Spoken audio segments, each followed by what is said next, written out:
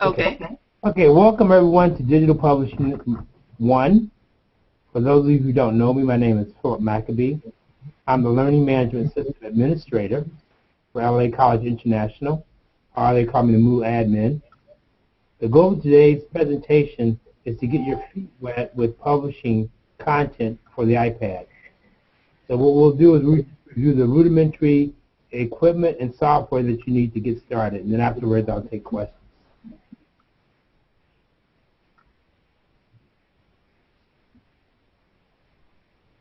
Okay. Today, as of April, Apple has sold between 60 and 70 million iPads. They're on track to sell around 100 million by the end of the year. So this is a huge market. Okay, what I'm going to do now, and I'm going to show you, I'd like to share a video with you to illustrate some of the potential of publishing on the iPad. This video is about 5 minutes, but I think you'll find it pretty compelling and interesting. This video was taken from TED Online. If you're not familiar with TED.com, you should be. I recommend that you browse the site. It's full of very informative videos. The speaker in this video is Mike Mattes. Mike Mattes is responsible for designing the interface for the iPhone. In this particular topic, this is next generation digital book. So let's watch this.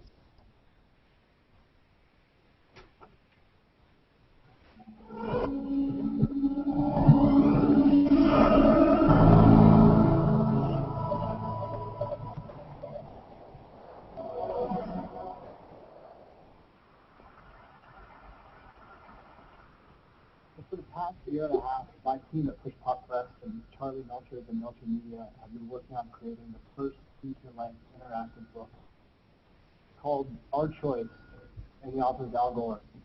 It's the sequel to An Inconvenient Truth, and it explores all the solutions that will solve the climate crisis. The book starts like this. This is the cover. As the globe spins, we can see our location, and we can open the book and swipe through the chapters, browse the book. Or we can scroll through the pages at the bottom. And if we want to zoom into the page, we just open it up. And anything you see in the book, you can pick up with 2 fingers and lift off the page and open up. And if you want to go back and read the book again, you just fold it back up and put it back on the page. And so this looks the same way. You pick it up and pop it open. I consider myself, this is Windmill, they're beautiful.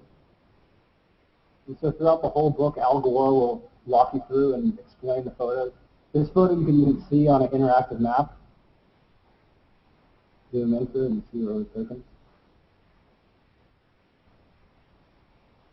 And throughout the book, there's over an hour of documentary footage and the interactive animations. You can open this one. Most modern consists of a large. It starts playing immediately, and while it's playing, we can pinch and peek back at the page, and the movie keeps playing. Or we can zoom out to the table of contents, and the video keeps playing. But one of the coolest things in this book are the interactive infographics. This one shows the wind potential all around the United States. But instead of just showing us the information, we can take our finger and explore and see state by state exactly how much wind potential there is. We can do the same for the geothermal energy. Solar power.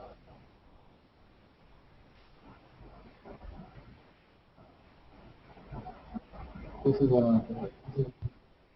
So this shows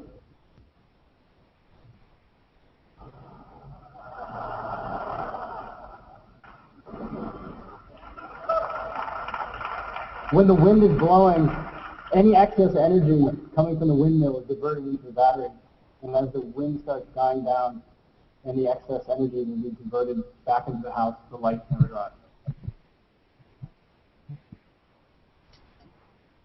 And this whole book, it doesn't just run on the iPad. It also runs on the iPhone.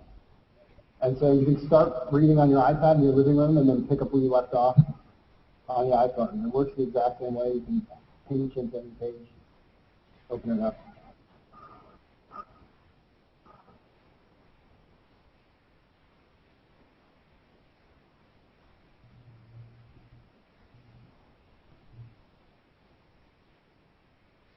So that's the first title, How the Word Our Choice. Thank you. Okay. Now we're going to cut to the chase. Let's look at the tools you need to develop your own next generation digital book. First, you need an iPad, and I recommend the iPad 2. If you already have an iPad, you just purchased a brand new one, that's fine also. But later on in the presentation, I'll explain the reasons for my hardware recommendations. Next, you'll need a Mac laptop. I recommend the Mac Pro 13-inch. If you already have the Mac Air, that will also work. The development tools we are looking at today are specifically designed for the Mac. Now let's take a look at the software you'll be needing. The first tool you'll be needing is iBooks Author. It's the primary tool for authoring is iBooks Author. iBooks Author software is installed on your Mac. If you can use PowerPoint, you can use iBooks Author. The interface is very intuitive and easy to use.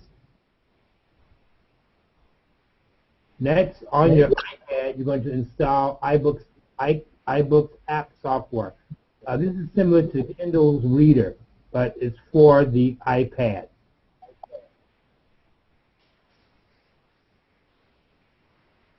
Once again, this is what it looks like.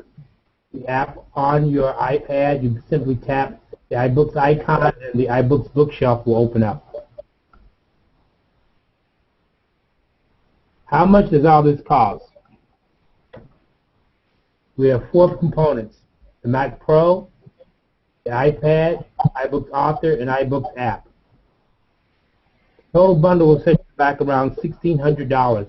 You may be able to do it cheaper if you can look up and find maybe a reuse or recycled Mac Pro book or maybe one of the older iPads. This is the breakdown. The reason why I recommend a Mac Pro, a MacBook instead of the Mac Air, I was told by one of the geniuses at the Mac store that it's better to buy a MacBook Pro if you're going to be doing development using a lot of video and a lot of audio and images. It's because of the power of the CPU. Once again, there's the price of the iPad. The iBooks Author is free, and so is the iBook reading application. Okay, this is the setup that I have. I have a 32-inch LCD screen, which is really nice to work with when you're using a lot of video, a lot of images, etc. You have more real estate to see what you're doing. Of course, the iPad, and then, of course, your Mac Pro. Now, there's some cabling that you need to purchase in order to make all this sort of thing together. So what you don't want to do, you don't want to buy any cables from the Apple Store. You want to purchase all your cables from Amazon.com. It's much, much cheaper. And we're talking about maybe saving approximately $30 to $40 on cabling. The cables on Amazon are much cheaper, and they do the same thing. Okay, we're going to talk about iBook Author a little bit in detail in our next presentation.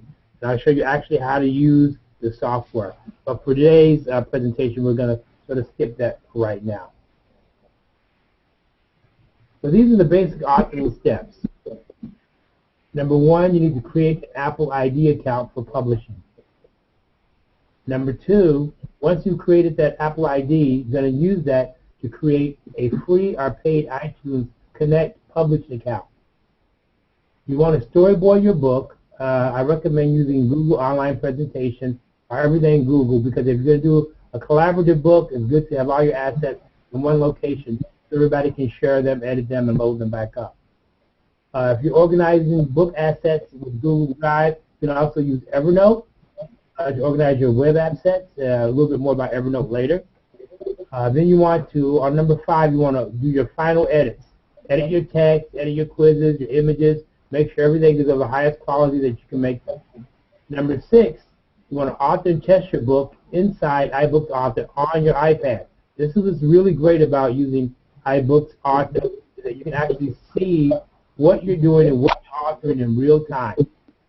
Then the last step is to submit your book to Apple. When you submit your book to Apple, you got to have a lot of patience because Apple works on its own time. This is a shameless commercial. I actually went through the whole process of creating and publishing a book on iTunes with my book titled The Four Little Ones. It's a very interesting process. If you're thinking about doing this seriously, I recommend that you start your ID process, publishing ID process with iTunes and Apple Connect immediately because it is a long process. This is how it looks. The book looks in the iBook store on iTunes. Has your pricing. You can even get a sample chapter. Okay, children, right here is going to be an actual demo of the of my book on the iPad. I haven't created that yet, but that's coming. Okay. Next. Okay, next we're going to do a little quick mini presentation on how to create an Apple ID account for publishing, and we're going to do a little demo on creating a paid or free book publishing account. Future presentations will include using iBooks Author, how to publish for Amazon Kindle, understanding EPUB formats, e-publishing with Adobe, and self-publishing techniques. Important, once again, creating an Apple ID account for publishing. Your present Apple iTunes account cannot be used for your iTunes Connect publishing account. You must create a new account, different email address, and password. This, you're going to Google iTunes Connect, and this page is going to come up, and you see the blue button that says Get Started. You can click that, two choices. You can create a free book account, or you can create a free paid books account. We're not going to go through that, but this is a little idea of what the interface looks like. Once you've created your account, you got your password, everything is set up, you log in at this link, and once you log in, you're presented with this. This is your dashboard for managing all your e-publishing assets. And there's a list on the side. These are all tools that Apple gives you in order to manage your books. And of course, you're going to publish more than one book. One interesting thing I want you to notice is see where it says ticket history, and you see that little red dot with the 1? That's a ticket to me because I'm having a challenge right now in publishing my book for the iPhone. And once I resolve this issue, my book will be on iPhone as well as iPad. Also, once you become a publisher, you get discounts on hardware from Apple. I don't know exactly the amount of that discount. I'll find out for you and get back to you on that. Also, you're able to manage your contracts, banking information, delivery. You can even manage users. So if you're building a textbook that is very demanding, you have different authors working on it, you can also give them access to this so they can basically work together in one spot. Also your Apple Store, etc. Yeah, so that's the end of this presentation. I hope you've enjoyed it. If you have any questions, please feel free, and I'm open for questions as of right now. Thank you very much. Looking good.